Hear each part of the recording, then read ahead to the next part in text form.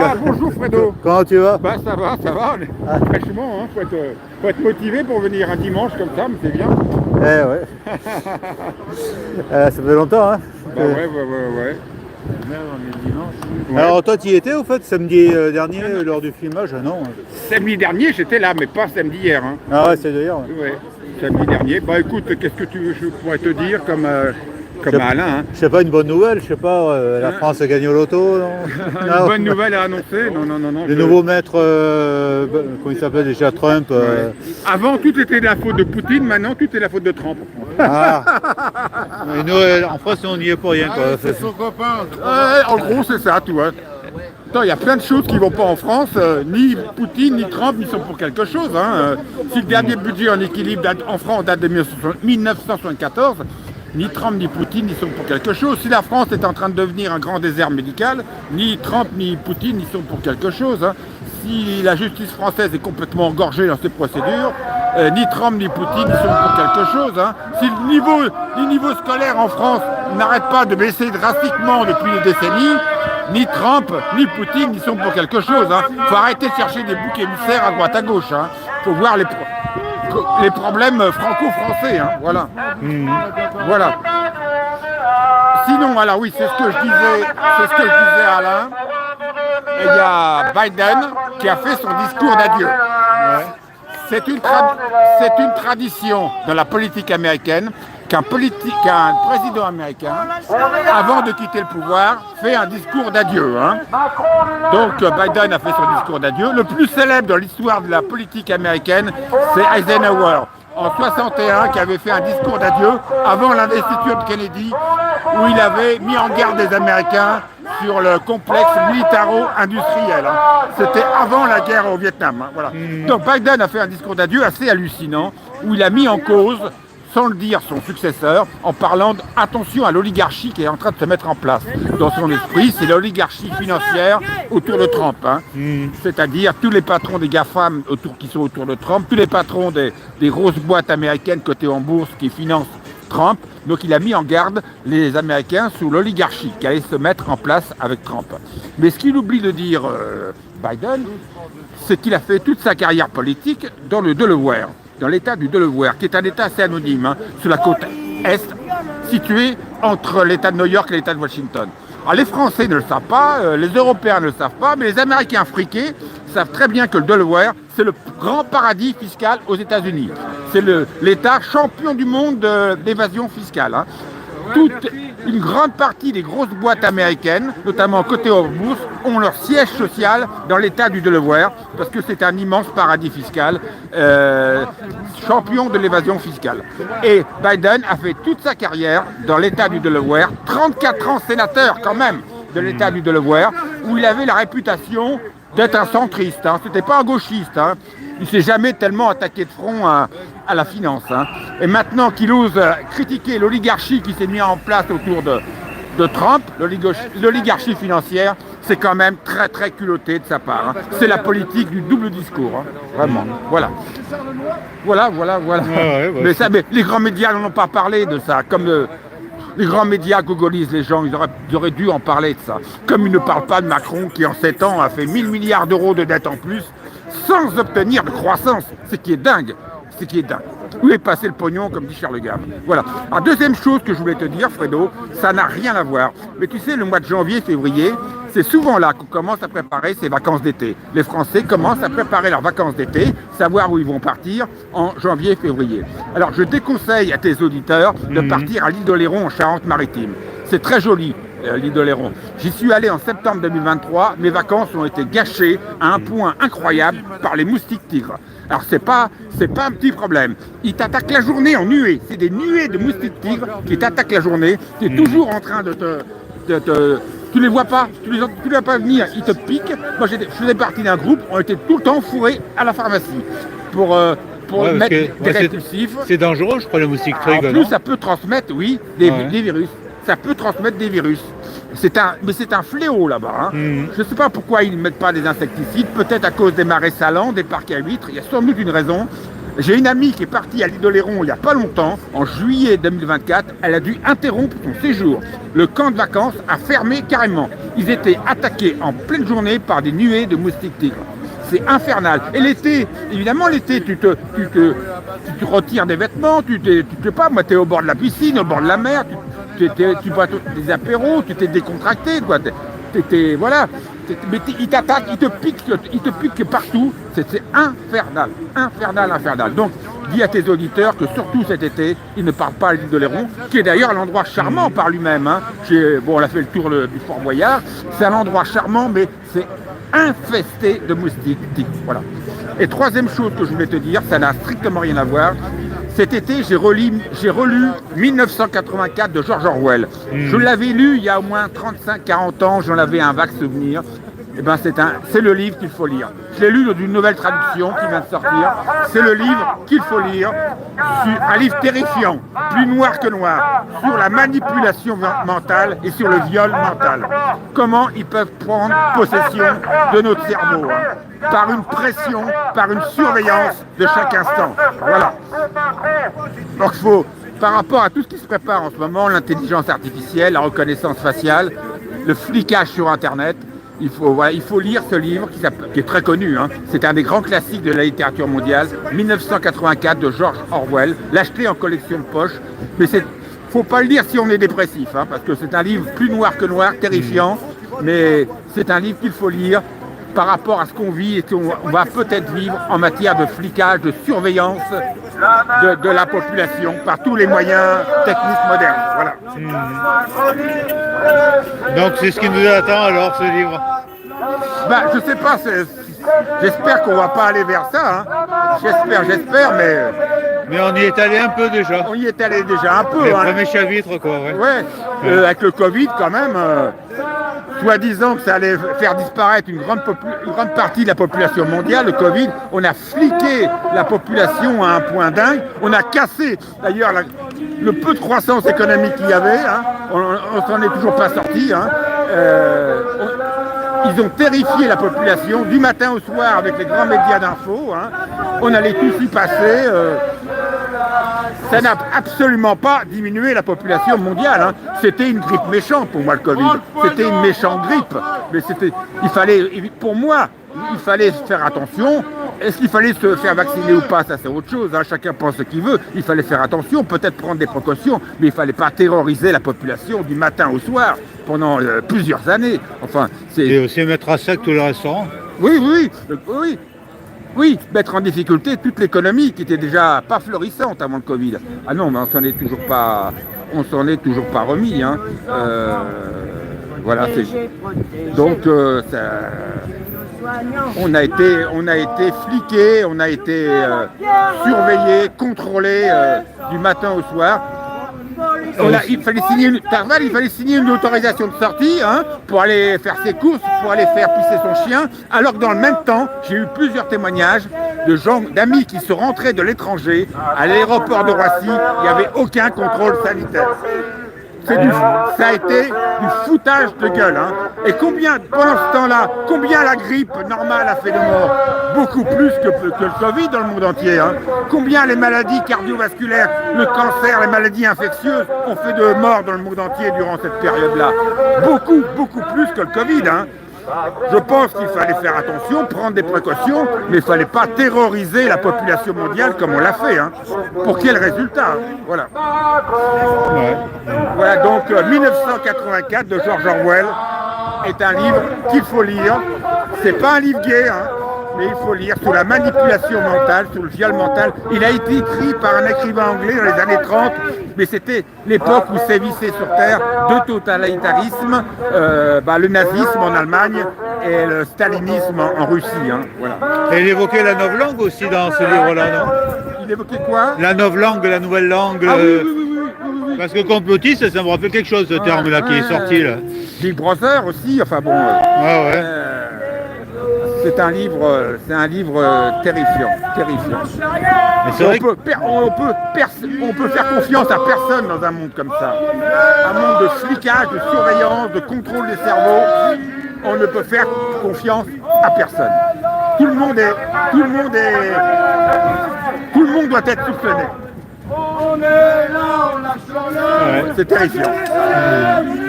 Voilà. Ouais, mais, Sinon, rien de spécial, hein.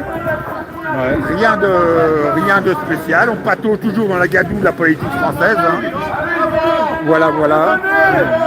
Et on est, comme je te l'ai dit dans les dernières vidéos, un peu, nos médias sont complètement suspendus à ce que va faire Trump. Voilà. Et est-ce qu'il va augmenter les droits de douane? Est-ce qu'il va augmenter les taxes des produits qui viennent d'Europe? Est-ce qu'il va surtout, ce qu'avait déjà commencé à faire Biden en donnant des aides financières, est-ce qu'il ne va pas essayer de faire venir aux États-Unis des industries européennes, du moins celles qui restent, parce qu'il y en a de moins en moins, celles qui restent, pour leur offrir un coût de l'énergie moins cher, voilà, et peut-être des aides financières aussi. Ça c'est fort possible, parce que Trump, faut pas se tromper, hein, ces deux slogans, c'est America First et c'est Make USA Great Again. Ah, ouais. Donc l'Amérique encore plus forte, quoi, voilà. Ouais, encore, oui. Ouais. Again, oui. Revenir à notre force Make passée. Quoi. USA Great Again. Voilà, revenir à notre puissance passée. Quoi. voilà c'est ça. Ah, parce ouais. que je te l'avais dit, Fredo, parce que les médias, les journalistes français, bon, c'est des zombies, ils suivent ce qu'on leur dit, mais il y a un journaliste français qui a 85 ans maintenant, qui s'appelle Gérard Carrérou, qui est très connu, hein.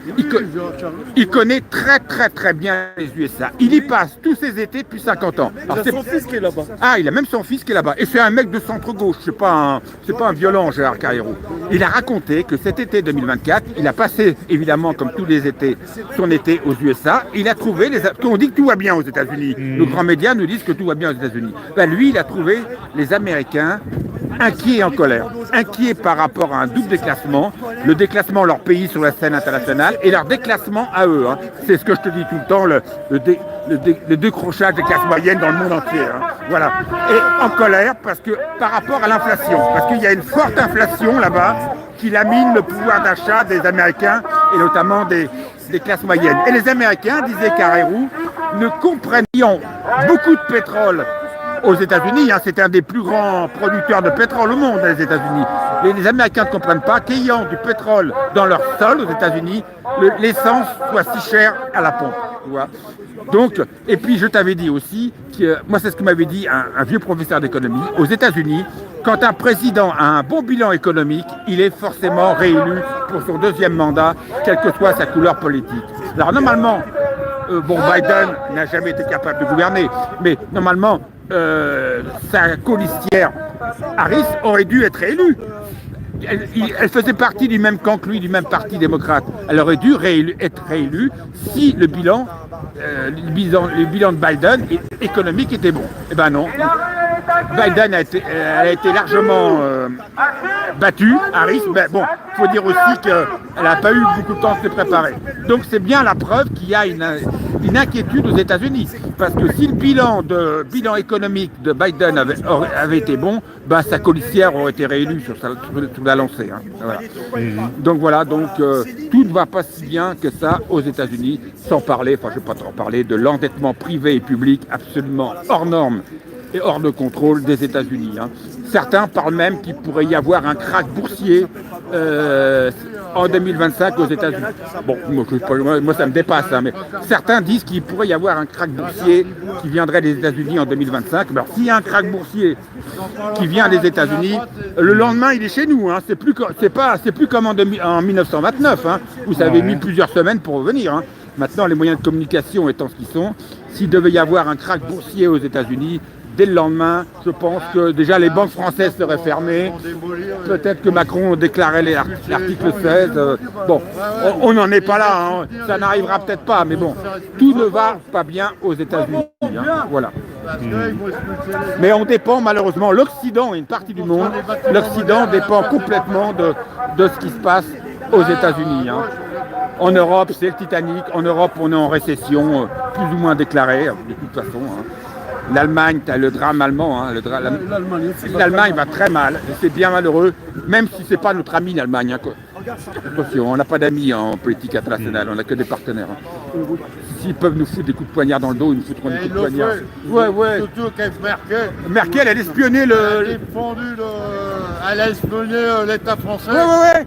Elle espionnait le portable de son ami François Hollande. Hein, Et le gouvernement. Ouais.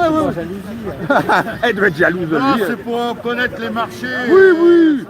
Mais c'est comme ça dans ce monde-là, de toute façon. Hein. Tout le monde espionne tout le monde a des Pour dossiers. savoir ce qu'elle fait l'autre. Il n'y a pas d'angélisme à avoir. Il n'y a pas d'amis. C'est De Gaulle.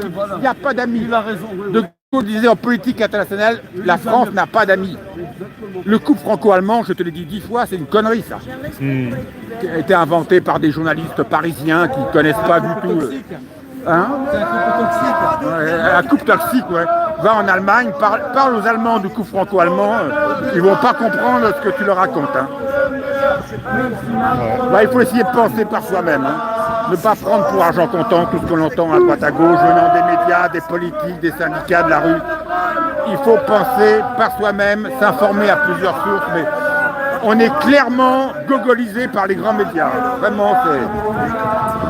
Mais est-ce que les grands médias pourront indéfiniment cacher la réalité, c'est seul contre la réalité de la France, qui est un pays avec une situation financière et économique extrêmement dégradée? Je sais pas. Parce que je constate maintenant, c'est que ils ont créé une chaîne qui s'appelle l'équipe 21. T'as quasiment maintenant en semaine du foot tous les soirs, tu vois. Du sport toute la journée, du foot tous les soirs, pour bien occuper les gens, du pain et des jeux, hein, qui regardent, et du foot de haut niveau, hein, des championnats européens, hein, des grands clubs, hein, championnats et coupes, hein, voilà. Donc ils abrutissent bien les gens avec du sport à la télévision, du pain et des jeux, hein, des séries à la télé. Mais est-ce que les grands médias pourront cacher la réalité extrêmement dégradée de la France pendant longtemps? Ça, je ne sais pas. Qui vivra verra. J'ai un peu l'impression, moi j'achète le Parisien, qui est un journal macroniste financé par Bernard Arnault, LVMH, et depuis quelque temps quand même, notamment depuis la dissolution ratée de Macron, j'ai un peu l'impression qu'ils prennent leur distance avec Macron. On va voir. De plus en plus, ils parlent des problèmes économiques et sociaux de la France, ce qu'ils ne faisaient pas avant. Voilà. Avant, tout allait bien. Hein. Donc le vent tourne alors? Bah, je sais pas. Je pense qu'il y a un questionnement de la part de cette mafia qui nous dirige. On sent quand même qu'elle loucherait plus ou moins vers Édouard Philippe, mais bon, je suis pas sûr qu'on y gagne au change. Ouais, je suis pas sûr qu'on y gagne au change. Hein. Dieu sait que je déteste Macron, mais Dieu sait que je peux pas il me sort par la tête partout les pores de la peau, ce Macron, mais je suis pas sûr que si c'est Édouard Philippe qui le remplace, on y gagne au change. Hein. Je pense même qu'on n'y gagnera pas au change d'ailleurs. Il suffit pas de remplacer telle personne par telle personne, hein, homme ou femme, il faut changer le logiciel de la France. Le logiciel de la France. Quand tu vois que ce gouvernement, bon, ils sont pas francs, ils vont augmenter les impôts, c'est fatal. C'est fatal qu'ils vont augmenter les impôts. Mais on est déjà numéro 1 mondial en France. Et de la dépense publique et de l'imposition par rapport au PIB, à la richesse. On va pas encore augmenter les impôts. Hein. Alors voilà, on répète tout le temps la même chose. En France, c'est toujours plus de charges, toujours plus d'impôts, de normes, de réglementations. Hein. Pour quel résultat? Est-ce qu'ils pourront cacher la réalité de la France pendant longtemps encore, nos grands médias? Je ne sais pas.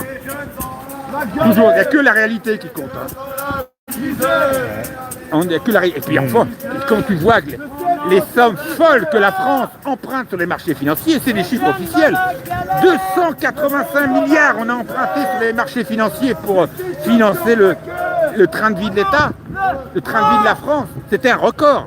285 milliards, rien que pour une année 2024. Et cette année, on va encore battre le record. On parlait de 300 milliards, maintenant j'entends que 320, 340. C'est des sommes complètement dingues. Et les impôts d'aujourd'hui, la dette d'aujourd'hui, c'est les impôts de demain. Et puis il y a un autre questionnement aussi. Et là, c'est un des combats des financiers Tom Benoît que j'ai abordé. Mais à force d'emprunter des sommes complètement dingues sur les marchés financiers tous les ans, peut-on être sûr que tout cet argent, c'est de l'argent propre, hein? C'est ça aussi. Vu les sommes d'argent considérables générées par la drogue, par la prostitution, par tous les commerces illicites, cet argent-là, il faut bien qu'il se recycle quelque part dans le circuit normal. Pour moi, il est presque certain que de l'argent sale finance en partie la France. Contribue en partie à payer nos fonctionnaires. À force d'emprunter des sommes complètement dingues tous les ans sur les marchés financiers pour se financer, 285 milliards pour l'année 2024, officiel, cette année ça sera entre 300 et 340, on s'expose à se faire financer par de l'argent sale, par de l'argent pourri. Ça, c'est le combat de l'économiste Tom Benoît. Pourtant, c'est pas un mec de gauche, lui, hein. C'est un financier international qui fait beaucoup d'affaires avec les pays du Golfe. Mais bon, et c'est un de ses combats, c'est l'imprégnation de l'argent sale dans le circuit économique normal. Hein, voilà. Donc ça, malheureusement, je ne sais pas à mon petit niveau, mais je suis à peu près certain que de l'argent sale finance en partie la France, hein, et le train de vie de l'État. À force d'emprunter des sommes folles sur les marchés financiers, on s'expose à ce genre de déconvenus. Hein. Nous, on va nous fliquer pour tous les virements qu'on fait à l'étranger, pour tous les retraits d'espèces qui sortent de l'ordinaire, un peu plus important de l'ordinaire. On s'est fliqué, questionné, mais t'inquiète pas qu'il y a des paradis fiscaux. Alors c'est vrai que quand tu dois faire un mouvement bancaire ou assez fort, tu dois prévenir les Américains. Tu dois signer un papier, il faut que les Américains le sachent. Mais par contre, ça ne marche pas dans l'autre sens. Et la France est un peu plus soumise aux Américains. La France doit rendre des comptes aux Américains, quoi. Bah oui, parce qu'on l'Occident est complètement sous le contrôle des États-Unis. Hein. Les États-Unis ont le dollar pour eux, c'est la monnaie mondiale d'échange et de référence. Hein. Alors est-ce qu'elle le sera encore dans 20 ou 30 ans? J'en sais rien. Mais comme je t'ai déjà dit, pour les quelques années qui viennent, le dollar, heureusement ou malheureusement, va rester la monnaie mondiale de référence. L'échange mondial. C'est ça qu'il faut changer. Oui, mais peut-être... C'est une arnaque, ça. Ah bah oui. On laisse trop de pouvoir aux États-Unis. Oui, ils ont le pouvoir grâce au dollar. Hein. On leur achète du dollar. C'est la monnaie mondiale de référence et d'échange. Même sur l'alimentaire, avec la bourse qui est le pétrole, le gaz, ça se négocie en dollars. Hein. Alors peut-être que dans 20 ou 30 ans, ce sera différent. Les BRICS auront imposé leur monnaie. Mais enfin, on en est encore loin. Pour l'instant, le dollar inspire confiance dans le monde entier, hein, pour les quelques années qui viennent. Hein. Mais bon, c'est sûr qu'ils nous tiennent grâce à ça.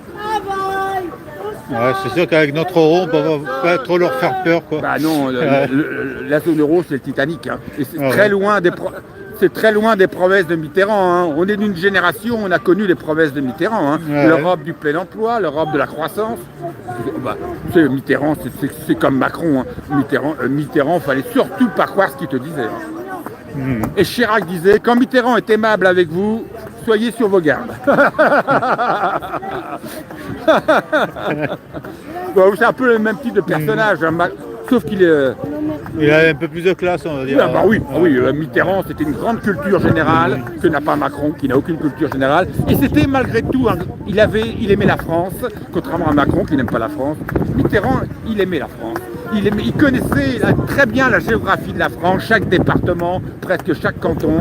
Il était féru de littérature française, il avait toujours un bouquin de littérature française près de lui. D'ailleurs, sur son lit de mort, ça a été photographié, il y a un livre sur sa table de nuit. Hein.